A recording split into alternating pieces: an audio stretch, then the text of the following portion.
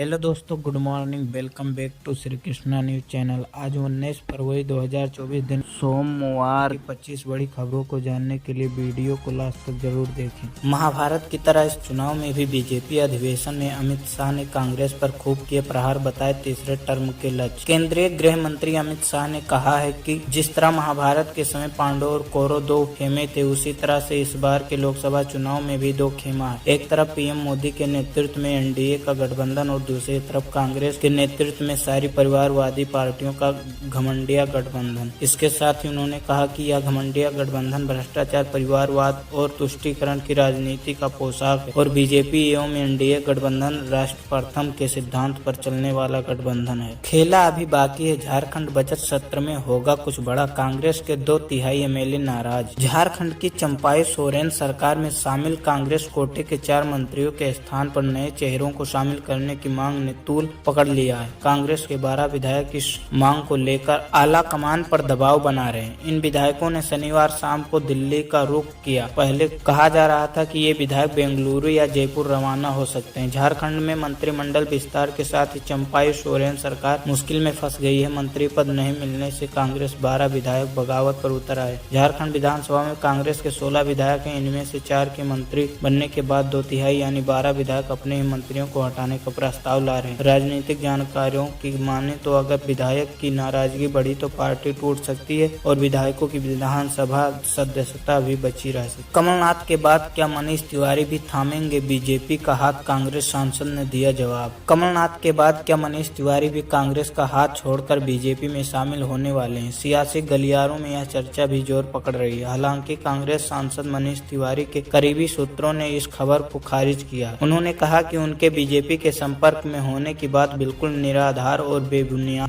दरअसल ऐसी अटकलें हैं कि पंजाब की अनंतपुर सीट से कांग्रेस के सांसद तिवारी बीजेपी के संपर्क में हैं। सूत्रों के मुताबिक वह लुधियाना लोकसभा सीट से इस बार कमल के निशान पर चुनाव लड़ना चाहते हैं। तिवारी इससे पहले लुधियाना संसदीय सीट का प्रतिनिधित्व करते थे। बेंजामिन नेतन्याहू के खिलाफ अपने ही देश में प्रोटेस्ट क्यों हो रहे हैं? लोग किस बात से बहुत नाराज हो गए? इजरायल में सरकार को हिला देने वाले सरकार विरोधी प्रदर्शन काफी कम हो गए थे। ये हुआ हमास से युद्ध शुरू होने के बाद, लेकिन शनिवार 17 फरवरी को कुछ लोगों ने फिर से चुनाव कराने को लेकर सरकार के खिलाफ प्रदर्शन किया। ये प्रदर्शनकारी तेल अवीव की सड़कों पर उतरे। हालांकि हाल फिलहाल हो रहे प्रदर्शन और प्रदर्शन में शामिल लोगों की संख्या उतनी नहीं है जितनी पहले होती थी। प्रदर्शनकारियों में से एक ने मीडिया से बात करते हुए यह बात बताई। बांग्लादेश से भारत में घुसा ट्रक, शटर खोलते ही चकराया बीएसएफ जवानों का सिर। अंदर का नजारा देख आंखों पर नहीं हुआ यकीन। जानकारी के अनुसार पश्चिम बंगाल के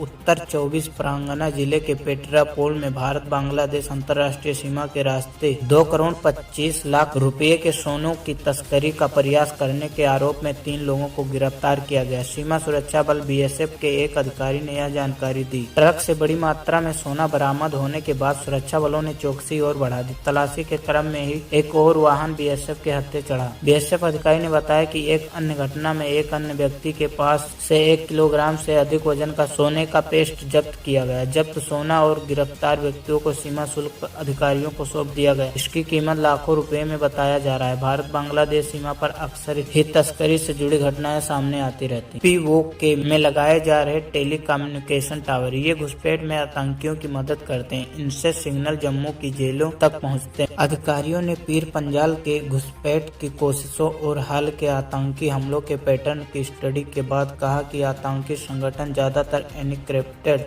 वाईएसएमएस सर्विस का इस्तेमाल कर रहे हैं। एनक्रिप्टेड वाईएसएमएस सर्विस एक ऐसी टेक्निक है जो सीक्रेट कम्युनिकेशन के लिए स्मार्टफोन और रेडियो सेट को मर्ज करती है, जिससे पीओके में बैठे आतंकी हैंडलर घुसपैठ करने वाले आतंकियों से कनेक्ट रहते हैं। रिपोर्ट के मुताबिक टेलीकॉम सिग्नल से जुड़ा यह प्रोजेक्ट पाकिस्तानी सेना अधिकारी मेजर जनरल उमर अहमद शाह संभाल रहे हैं। वह पहले पाकिस्तान की जासूसी एजेंसी आईएसआई के लिए काम करते थे। पेटीएम पर आरबीआई का नया आदेश आ गया। सेवाएं डेडलाइन के बाद भी रहेंगी जारी। आरबीआई ने कहा है कि पेटीएम पहले की तरह ही अपनी मर्चेंट सर्विसेज जारी रख सकता है। ये कदम पेटीएम से जुड़े व्यापारियों को सशक्त बनाने को लेकर लिया गया, क्योंकि देश में इन व्यापारियों की संख्या काफी ज्यादा है। यानी अब बिना किसी दिक्कत तक के क्यूआर कोड, साउंड बॉक्स और कार्ड मशीन के जरिए दुकानदारों को पैसे चुकाए जा सकेंगे। दरअसल ये सर्विस जारी रखने के लिए पेटीएम की पेरेंट कंपनी 197 कम्युनिकेशन ने अपने नोडल अकाउंट को एक्सिस बैंक में शिफ्ट कर दिया है। ये एक मास्टर अकाउंट होता है जो सभी कस्टमर्स और व्यापारियों के बीच ट्रांजैक्शन पूरा करता है। राज्यों को छोड़िए, सिर्फ केंद्र और किसान नेताओं की मांग, एमएसपी की कानूनी गारंटी के लिए अध्यादेश लाया जाए। किसान नेताओं और केंद्रीय मंत्रियों के बीच रविवार को चौथे दौरे की वार्ता होनी है।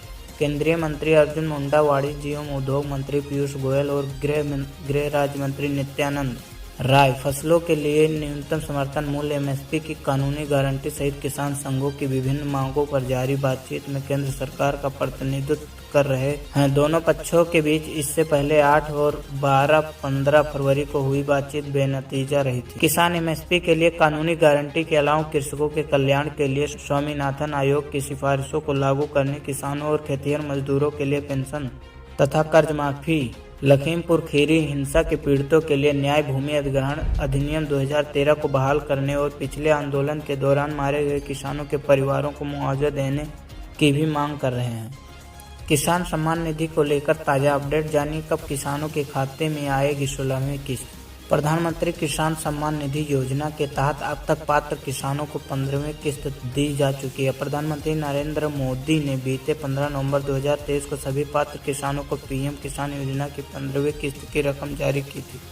मालूम हो कि पीएम मोदी ने अपने झारखंड दौरे के दौरान प्रधानमंत्री किसान सम्मान निधि के तहत 8 करोड़ से ज्यादा किसानों को 18,000 करोड़ रुपए से अधिक जारी किए थे।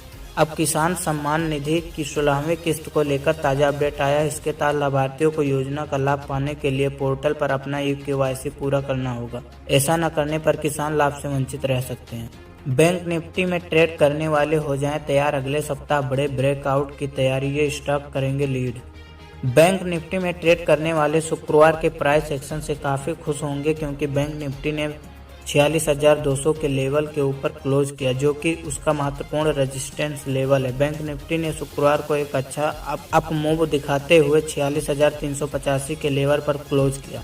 निफ्टी ने शुक्रवार को महत्वपूर्ण रेजिस्टेंस लेवल 46,200 को पार करके बैंक निफ्टी ने 46,385 के लेवल पर क्लोज किया और एक बड़े ब्रेकआउट की तैयारी कर ली है।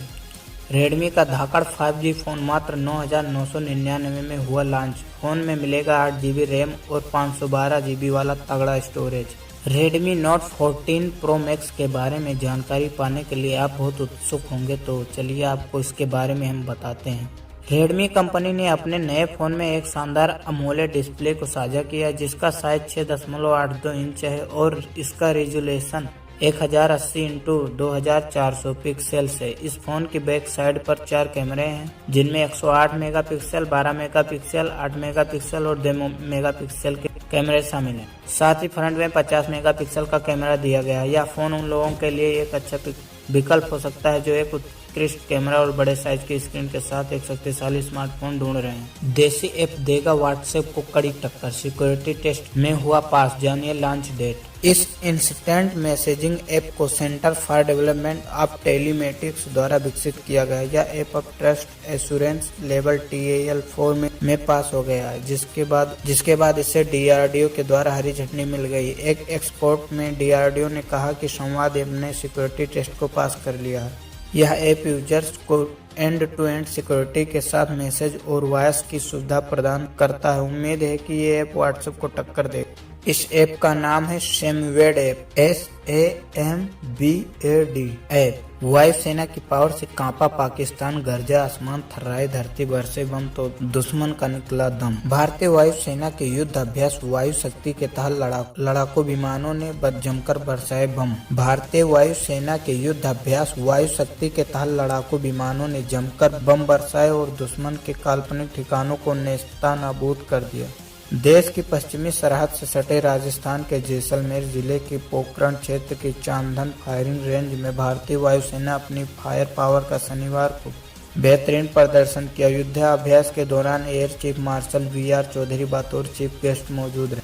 Chief of defence staff general Anil Chauhan भी इस युद्धाभ्यास का हिस्सा बने। 2 घंटे से अधिक समय की वार में एक्सरसाइज में पोखरण की चांदन फायरिंग रेंज युद्ध का पूरा माहौल नजर आया। वहां दिल को दहला देने वाले धमाकों से पूरा इलाका थर्राता रहा। युद्ध अभ्यास की शुरुआत 3 चेतक हेलीकॉप्टर फ्लैग फास्ट के साथ राफेल विमान 1300 किलोमीटर प्रति घंटे की रफ्तार से फायरिंग रेंज में उतरे। इस युद्ध अभ्यास में दुश्मनों के 16 ठिकानों को तबाह किया गया। इसमें हवाई पट्टी, कमांड सेंटर, ब्रिज, हथियारों का डिपो और टैंक शामिल हैं। युद्ध अभ्यास के दौरान 2 जगुआर ने आसमान से 2700 किलोग्राम बम गिराकर दुश्मन के फ्यूल सिस्टम को उड़ा दिया। सुखोई ने 4400 किलोग्राम बम गिराकर दुश्मन के ठिकाने को नेस्तनाबूद कर दिया। गदर मचाने वाला है मौसम। उत्तर प्रदेश से लेकर दिल्ली तक बारिश मचाएगा कोहराम। सुबह और शाम पानी और तूफान। देश के कई हिस्सों में अब कड़ाके की ठंड की लगभग विदाई होने वाली है। हालांकि आज से कई राज्यों का मौसम बदलने जा रहा है। भारतीय मौसम विज्ञान विभाग IMD ने उत्तरी और पश्चिमी भारत के बड़े हिस्से के लिए एक महत्वपूर्ण मौसम चेतावनी जारी की है। इसमें अगले कुछ दिनों में ओलावृष्टि और भारी बारिश की संभावना का संकेत दिया गया। मौसम विभाग के अनुसार पंजाब में 18 से 22 फरवरी के बीच तेज हवाओं के साथ बारिश, आंधी, वज्रपात और ओलावृष्टि होगी। हरियाणा, चंडीगढ़, पश्चिमी उत्तर प्रदेश में हल्की से माध्यम बारिश हो सकती है। वहीं 19 और 20 फरवरी को राजस्थान में गरज के साथ हल्की से माध्यम बारिश के आसार हैं। लद्दाख, गिलगित बल्टिस्तान और मुजफ्फराबाद, हिमाचल प्रदेश तथा उत्तराखंड के अधिकतर इलाकों में भी इस दौरान हल्की से माध्यम बारिश तथा कुछ हिस्सों में भारी बारिश और बर्फबारी हो सकती है। उत्तर प्रदेश में सोमवार से आंधी, तूफान और तेज हवाओं के साथ बारिश शुरू होने की उम्मीद है। राज्य के पश्चिमी हिस्सों में 20 फरवरी को प्रतिकूल मौसम की स्थिति का सामना करना पड़ सकता है। साथ ही 19 और 20 फरवरी को अलग अलग स्थानों पर ओलावृष्टि की आशंका है। IMD के अनुसार पश्चिमी विक्षोभ के कारण 18 से 20 फरवरी के दौरान पंजाब में और 19 से 20 फरवरी को हरियाणा, चंडीगढ़, दिल्ली, पश्चिम उत्तर प्रदेश और उत्तरी राजस्थान में 30 से 40 किलोमीटर प्रति घंटे की रफ्तार से तूफानी हवाएं चलने की संभावना है। कुछ जगहों पर 50 किलोमीटर प्रति घंटे की रफ्तार की आंधी चल सकती है। वहीं पूर्वोत्तर भारत में मध्य आसाम के निचले स्तरों पर चक्रवाती प्रसार जारी है। इससे अरुणाचल प्रदेश, असम, मेघालय और नागालैंड के अलग अलग हिस्सों में हल्की से माध्यम बारिश हो सकती है। रविवार को 7वें आसमान से धड़ाम हुए सोने की कीमत। जानिए क्या है 10 ग्राम गोल्ड के भाव। सोना और चांदी की कीमतों में लगातार ही बदलाव देखने को मिल रहा है। गोल्ड और सिल्वर कभी सस्ते तो कभी महंगे होते हुए नजर आ रहे हैं। वहीं कल 18 फरवरी को सोने के दाम में थोड़ी गिरावट दर्ज की गई। 18 फरवरी 2024 को 10 ग्राम का औसत रेट 62,400 रुपये के आसपास रहा। 24 कैरेट सोने की 10 ग्राम की औसत कीमत लगभग 62,400 रुपये के, जबकि 22 कैरेट सोने की कीमत 57,200 रुपये दर्ज की जा रही है। तो राजधानी दिल्ली में 10 ग्राम 22 कैरेट सोने की कीमत 57,350 रुपये और 24 कैरेट सोने की कीमत 62,550 रुपये दर्ज की गई। यशस्वी जायसवाल ने की वसीम अकरम के रिकॉर्ड की बराबरी। रोहित, विराट भी नहीं कर सके ऐसा। भारत और इंग्लैंड के बीच चौथा टेस्ट राजकोट में खेला जा रहा है। यशस्वी जायसवाल की शानदार पारी के दम पर भारत 500 से ज्यादा रन की बढ़त बना ली। जायसवाल ने भारत के लिए एक बार फिर गजब का कारनामा किया। उन्होंने तीसरे टेस्ट में भी शानदार दोहरा शतक जड़ा। इस पारी के दौरान यशस्वी ने 12वां छक्का जड़ते ही जायसवाल ने पाकिस्तानी दिग्गज वसीम अकरम के रिकॉर्ड की बराबरी कर ली है।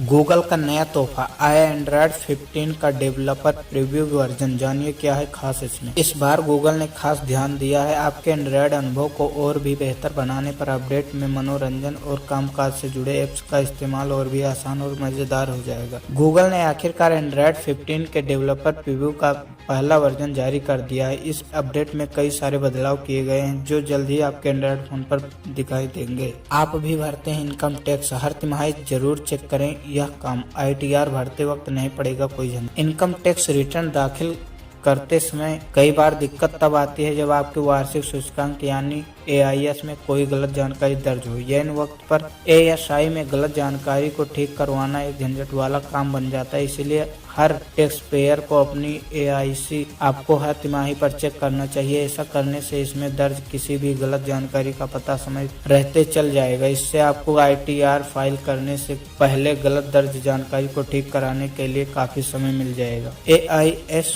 को आप ऑनलाइन जांच कर सकते हैं। कच्चे तेल के भाव में फिर उछाल। जाने पेट्रोल डीजल की कीमतों पर आज क्या है अपडेट। कच्चे तेल की बात करें तो अंतर्राष्ट्रीय बाजार में कच्चे तेल की कीमतों में मामूली बढ़त दर्ज की गई। अंतर्राष्ट्रीय बाजार में क्रूड ऑयल $83.47 प्रति बैरल और WTI क्रूड यूनाइटेड स्टेट्स का दाम $79.19 प्रति बैरल है। हालांकि भारतीय तेल कंपनियों ने आज कल रविवार 18 फरवरी 2024 को भी पेट्रोल और डीजल की कीमत में कोई खास बदलाव नहीं किया। एयरपोर्ट पर सामान के लिए नहीं करना पड़ेगा इंतजार, 30 मिनट के अंदर होगी डिलीवरी, BCAS का एयरलाइंस को निर्देश। एयरपोर्ट पर विमान की लैंडिंग के बाद सामान के लिए अब इंतजार नहीं करना पड़ेगा। नागर विमानन सुरक्षा ब्यूरो BCAS ने एयरलाइन कंपनियों को यह सुनिश्चित करने का निर्देश दिया कि यात्रियों का सारा सामान एयरपोर्ट पर विमान की लैंडिंग के 30 मिनट के भीतर पहुंच जाए। BCAS ने एयरलाइन से सामान की समय पर डिलीवरी सुनिश्चित करने के लिए 26 फरवरी तक आवश्यक उपाय लागू करने को कहा है। प्लीज़ वीडियो को लाइक करें, शेयर करें, चैनल को सब्सक्राइब करें और बेल आइकन दबाना ना भूलें। प्लीज़ वीडियो लाइक कर दिया करो, आप लोग लाइक नहीं करते हैं। आप लोगों के लिए वीडियो बनाने में बहुत मेहनत लगती है, प्लीज़ लाइक और सब्सक्राइब कर दिया करो। पैसे थोड़ी लगते हैं। मिलते हैं अगले वीडियो में, तब तक के लिए जय हिंद, जय भारत।